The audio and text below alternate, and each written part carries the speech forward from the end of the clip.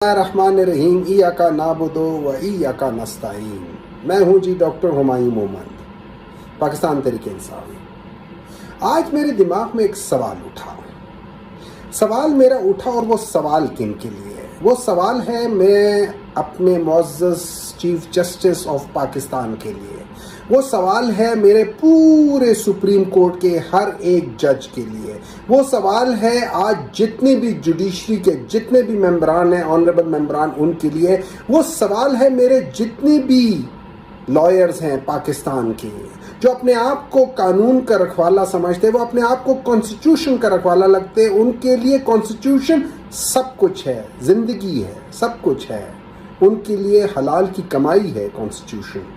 सवाल उनके लिए, सवाल ये है कि कुछ अर्सा पहले एक केस था हुदैबिया पेपर मिल, जिसको इस बात पे उड़ा दिया गया था कि उसके अंदर जो इसहाक डार साहब का जो बयान था वो 164 के तहत नहीं था, उसके ऊपर जबर किया गया था। हालांकि उसके अंदर जो कुछ भी है, अगर आज भी हम उसमें से एक एक चीज को निकाले तो वो उतना ही सच बोल रही थी कि पैसा कहां से गया, किधर से क्या, सारी मनी लॉन्ड्रिंग का केस उसके अंदर आज भी उसी तरह ही बिल्कुल पड़ी हुई है कि आपको सब कुछ सच सच बता सकती है। लेकिन जस्ट बिकॉज कि ये कहा गया था कि उनसे बिल जबर बयान लिया गया था, उस पूरे केस को बंद कर दिया गया।